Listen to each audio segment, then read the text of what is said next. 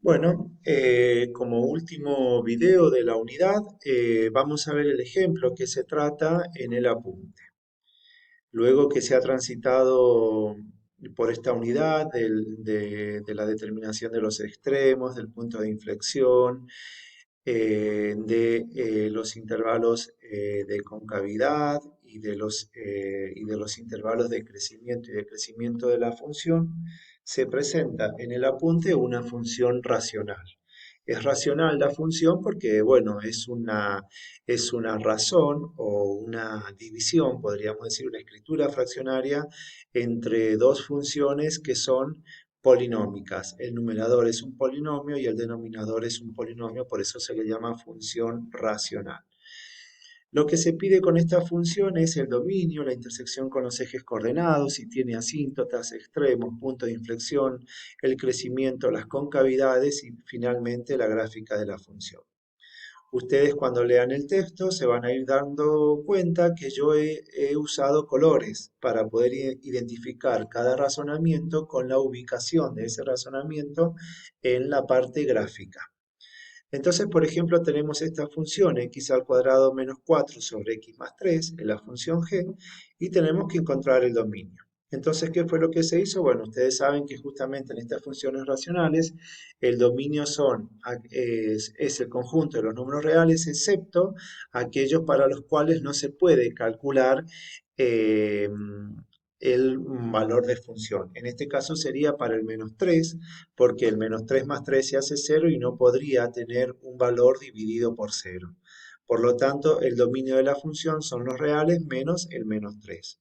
Cuando vamos a obtener la intersección con los ejes coordenados, esto estaba en la unidad 0 y en la unidad 1. Como podrán ver, este análisis retoma las cuatro unidades que se han visto en el programa de análisis matemático.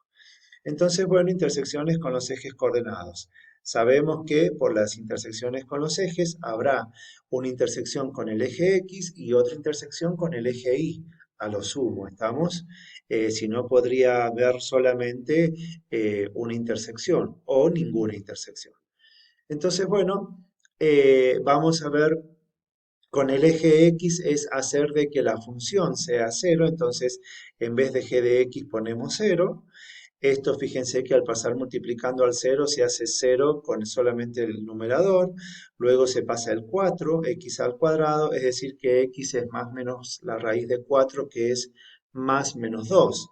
Entonces, fíjense que yo acá pongo interseca al eje X en X igual a menos 2 y en X igual a 2. Y como aquí la conclusión está en color azul, les he puesto en la visualización gráfica con color azul, para que vamos identificando. Ahora veamos la intersección con el eje Y. Ahora lo que hacemos cero es a la variable X. Entonces hacemos cero, es decir, al cuadrado sería 0 al cuadrado y aquí 0, x más 3 es 0 más 3. Resolvemos y nos da de que la intersección con el eje Y es en Y igual a menos 1,33 de color verde. Aquí tenemos el color verde. A continuación tenemos que ver las asíntotas verticales, o sea, ya estamos en presencia de la unidad 2. Todo lo anterior era unidad 1. Vamos a la unidad 2. La asíntota vertical era provocar este límite para el punto que se excluye del dominio, es decir, perdón, ahí he puesto cuando el límite tiende a 3, pero en realidad es para menos 3. ¿Está? Por favor, corríjanlo ustedes o si no, yo ya lo corrijo y lo pongo. Y vuelvo a subir el archivo. Para los x que tienden a menos 3. Entonces, como esto sería menos 3 más 3, 0. A ver, ya que estamos, voy a abrir el Word y directamente lo voy a cambiar y les voy a subir el que ya está corregido. Como aquí lo que se excluye era el menos 3, voy pasando. ¿Tá? Aquí lo que se excluye es el menos 3, entonces provoco el análisis de la asíntota vertical cuando x tiende a menos 3. Ahí estamos, ¿está? Entonces, bueno, el menos 3, esto da infinito, por lo tanto hay asíntota vertical en x igual a 3. O si no, ponemos, como lo hemos escrito a veces, existe asíntota vertical en x igual a menos 3. En x igual a menos 3. Si quiero lo paso un poquito para abajo para que no se vea tan separado todo lo demás. Ahí está. En x igual a menos 3 está la línea punteada en menos 3. Tenemos las intersecciones con el eje x, que serían los ceros de la función, y la intersección con el eje y, que sería la ordenada al origen. La asíntota horizontal se plantea en el infinito y no nos da una constante como resultado. Por lo tanto, no existe asíntota horizontal. Vamos a la asíntota oblicua. Recordemos que tenemos que encontrar m por esta expresión y tenemos que encontrar b por el límite de esta expresión. Si quieren aquí, les voy a poner un corchetito como para que se vea que le calculo el límite a toda esa expresión.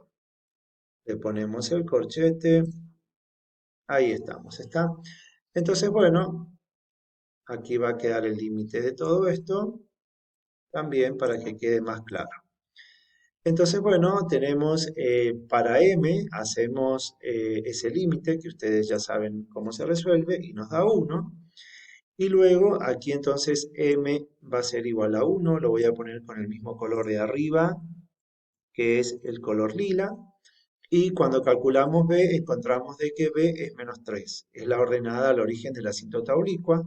Por lo tanto, la asíntota oblicua va a tener como ecuación y igual a x menos 3, porque va a ser 1 por x menos 3. Es decir, x menos 3, y tenemos la asíntota oblicua marcada en color naranja, de la misma forma con el color que hemos concluido. Cuando vamos a los extremos de función, esta vez tenemos que derivar por primera vez. Recordemos que como esto es una función que se presenta como división de dos funciones parciales, x cuadrado menos 4 por un lado y x más 3, para derivar, deberé hacer la derivada del cociente o de la división, como quieran llamarlo. Entonces derivo por el cociente y encuentro que la derivada es esta expresión y la tengo que igualar a 0 para encontrar los valores críticos.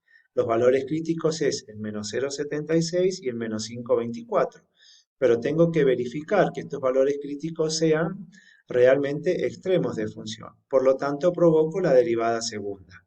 Busco la derivada segunda, que es volver a derivar lo que habíamos obtenido como derivada primera, y reemplazo cada uno de estos valores en la derivada segunda. Fíjense, derivada segunda en menos 0,76, que es esto, y la derivada segunda en menos 5,24. El menos 0,76 me da un valor positivo, por lo tanto, esto dice que va a haber un mínimo, y el menos 5,24 me da un valor negativo, por lo tanto, esto me dice que va a haber un máximo. Entonces busco los puntos en el plano, es decir, voy a reemplazar el menos 0,76 en la expresión original de la función, es decir, en esta expresión para encontrar su valor de g. Entonces vamos a obtener el punto menos 0,76 menos 1,53 y máximo el menos 5,24 y menos 10,47. Fíjense que el mínimo está de color lila, lo tenemos marcado aquí de lila, y el máximo está marcado de color rojo, por lo tanto aquí va a aparecer de color rojo. Visualizando esto que tenemos acá, ya podemos ver que, fíjense acá, la función va a tener que pasar por este color azul, por ese punto azul, venir al color morado, no pasar más abajo porque el color morado es el mínimo, luego pasar por el verde y luego continuar con el azul, por el punto azul, pero no me puedo subir con el azul para acá, sino que tengo que tomar a la línea punteada como ese límite, porque es la asíntota oblicua. Entonces tengo que ir elevando la curva, creciendo, ajustándose cada vez más a la asíntota oblicua. Y del otro lado me va a pasar exactamente igual. Cuando voy graficando, voy a tener que ir arrimándome a la línea punteada roja, pero sin pasarla, porque es la asíntota horizontal. Y de este lado no tengo tantos puntos marcados, pero bueno, también lo que ocurre de este lado, las asíntotas hacen las asimetrías. Entonces, las simetrías, perdón, voy a tener que hacer algo muy pegado a la línea naranja, pasar por el punto rojo, no ir más allá, porque el punto rojo es el máximo, y luego volver muy pegado a la línea punteada roja. Entonces, bueno, ahora calculamos los puntos de inflexión. En este caso hacemos la derivada segunda y la derivada segunda la igualamos a cero. Por lo tanto, encontramos que hay un punto de inflexión en x igual a menos 3. En x igual a menos 3, fíjense, justamente es aquí, en x igual a menos 3. Y es un punto de inflexión, fíjense, porque la derivada segunda puede no existir o dar cero. En este caso da cero en x igual a menos 3. Entonces analizamos a izquierda, fíjense, en f igual a menos 4 da menos 10 y a derecha nos da 10 positivo, por lo tanto como cambia de sentido negativo a negativo hay un cambio de concavidad, entonces hay un punto de inflexión. Esa es la condición suficiente o la verificación de que en menos 3 hay un punto de inflexión. Entonces, bueno, lo que nos queda por hacer ahora son los intervalos de crecimiento y de decrecimiento. Entonces, aquí están los intervalos en los que estoy pensando. Como tengo un extremo de función en menos 0,76 y otro en menos 5,24, voy a arrancar desde acá. Entonces tendré que venir desde menos infinito hasta menos 5,24, luego de menos 5,24 hasta menos 0,76 y luego de menos 0,76 hacia el infinito.